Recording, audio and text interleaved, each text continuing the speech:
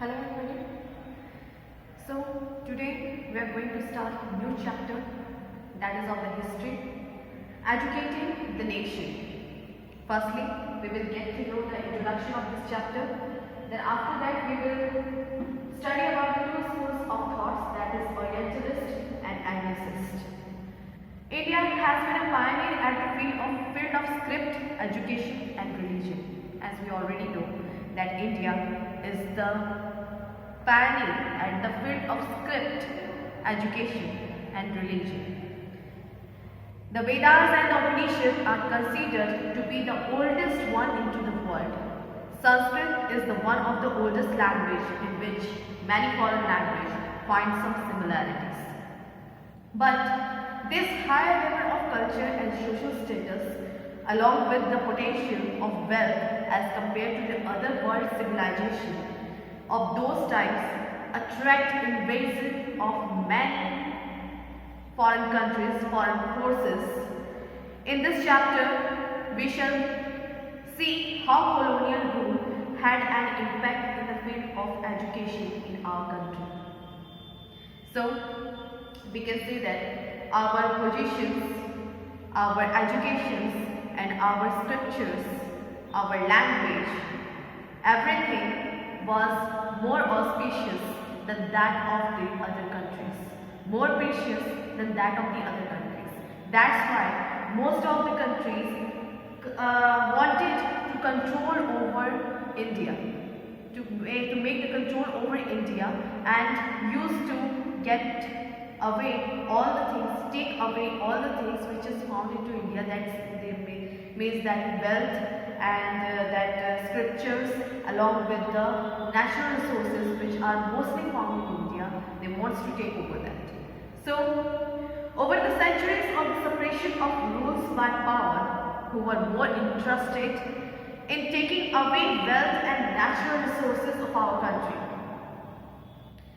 and exploitation, poverty, social evils prevented growth of education and knowledge as compared to many parts of the Western world.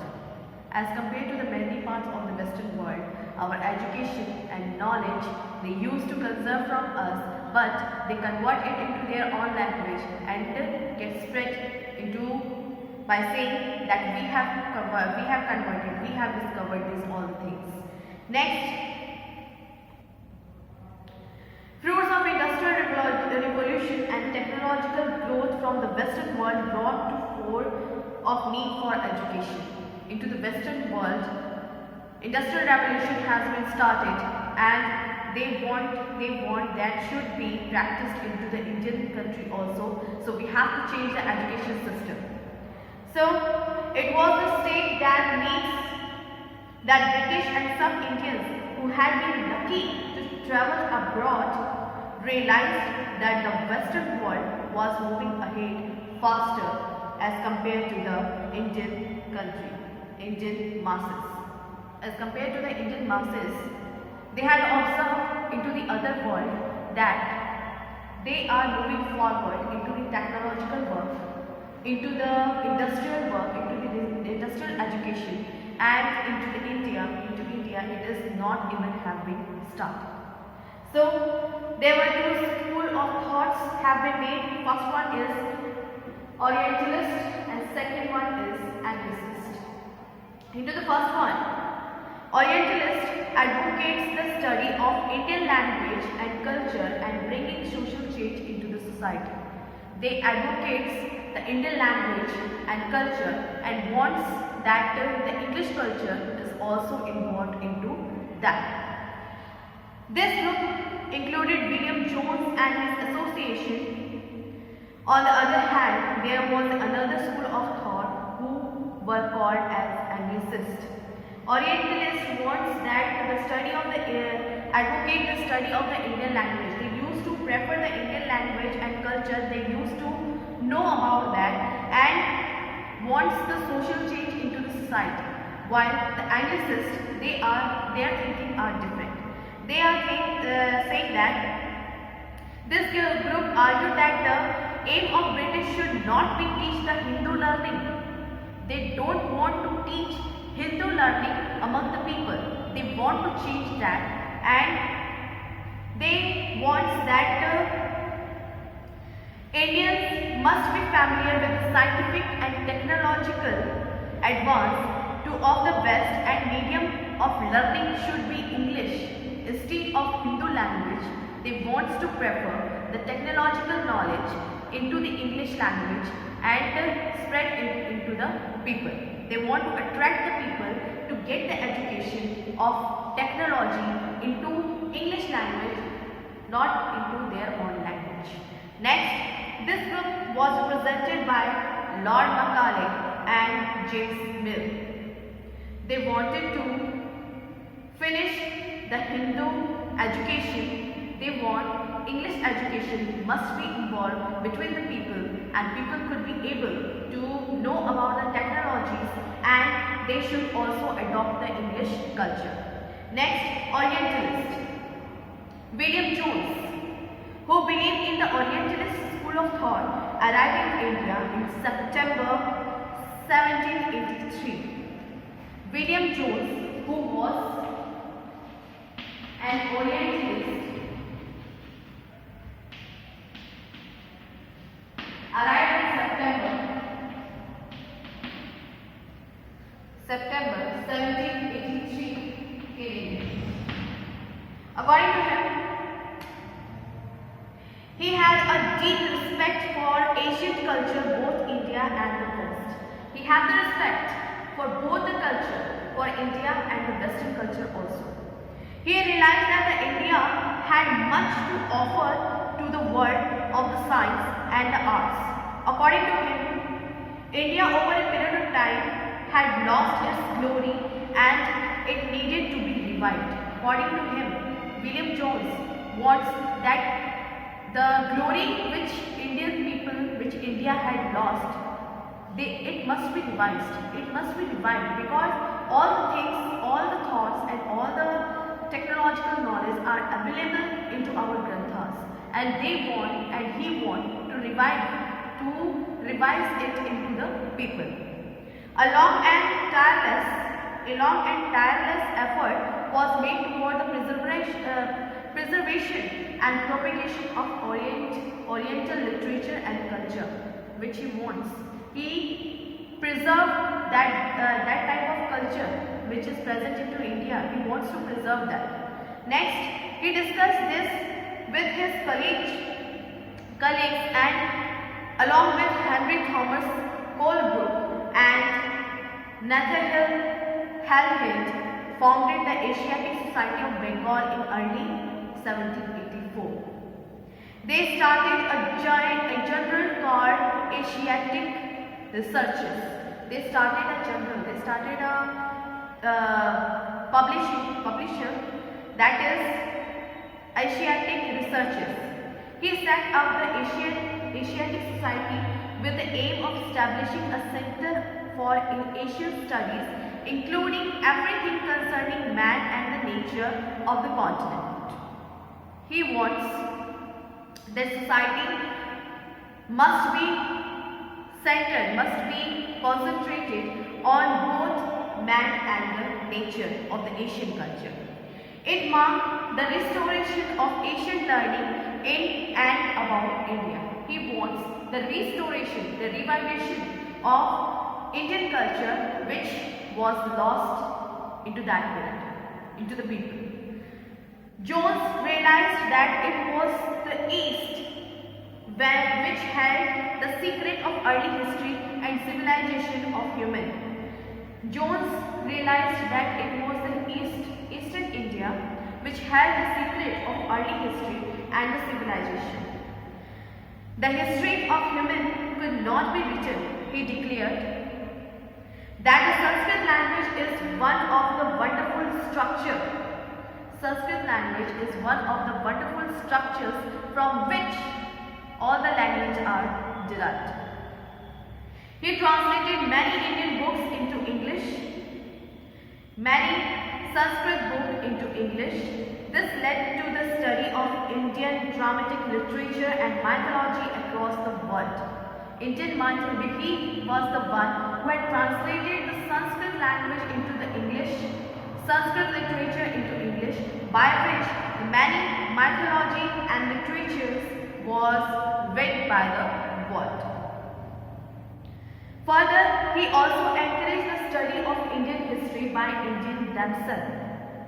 He also encouraged the Indian people to study that particular scriptures, to study that particular literatures and get the knowledge that what was your India, that what was our country. Next, Warren Hastings, the first Governor General of India, also approved of the idea and founded Calcutta Madrasa for educating Muslim in Islamic law, and Duncan founded the Sanskrit College in Banaras to encourage the study of Sanskrit text and to understand the language and literature. So, Warren Hastings, who was the Governor General at that time, he approved that there must be a university, there must be a college that should be dedicated to the society. So he has encouraged the madrasa for educating the Muslim in Islamic, and also he had established the Sanskrit College of Banaras to encourage the Sanskrit text and to understand the language and literature. Next, Anglicists, what they want? They want a change. They are saying that there must be a change into the Indian education. So what they want? Lord Macaulay represented the Anglicist schools of thought. He was the law member of the council of William Bentinck, the Governor General of India. He was against the basic thought of William Jones. He was against the basic thought of the William Jones, and he wants that the teaching of Indian and Arabic literature and language must be demolished and it must be preferred into the English language. The education must be preferred into the English language. Next, he professed that English should be the medium of education, and the technological and scientific orientation could only be developed through the English language. As it is known, we are using English language today also for getting the knowledge related to the technology, related to anything. We are using English language, and he also wants that all the education system into India must be into the English language. So he condemned that Indian art and literature, and according to him, a single cell of a good European literature was worth the whole native literature of India and Arabia. He had said a single book of English literature is more than that of the Arabic and Indian language, Indian literature. He set out the following objectives. He wanted a class of people who would work on subordinate position and help the British in administration. There must be a subordinate position for the class of the people, for the higher class of the people, that can help the British in administration of the whole country. Next, to create a class of people who would work as interpreter to become loyal to them. He wants to create a class of people who makes the medium between the local people and the Britishers, who are the interpreters, and they could be loyal to them. Next, the aim was to expose Indians to the British taste and to create a demand of British goods. He wants to increase the British demand among the Indians. He wants to give the taste to the people of the India that British goods are more good than that of the Indian world.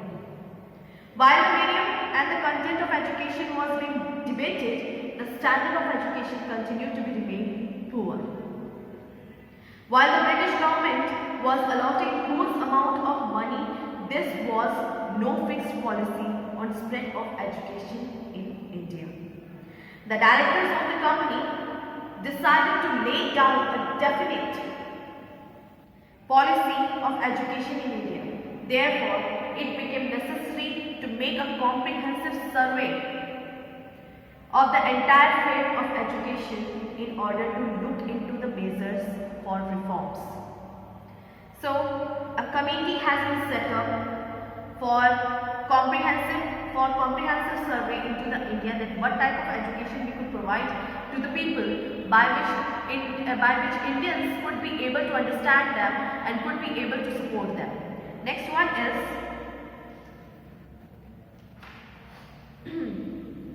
the suggestions of the committee were favorable considered to the board of directors.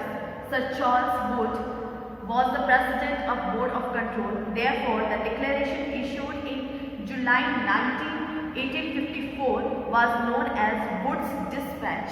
According to him, on the basis of recommendation of the Wood Dispatch, new educational policies were formed, that all the education system has been converted, and they are saying that all the things must be given to the people, spread to the people into the English language. Give the education to the people into the English language, not in their particular own language.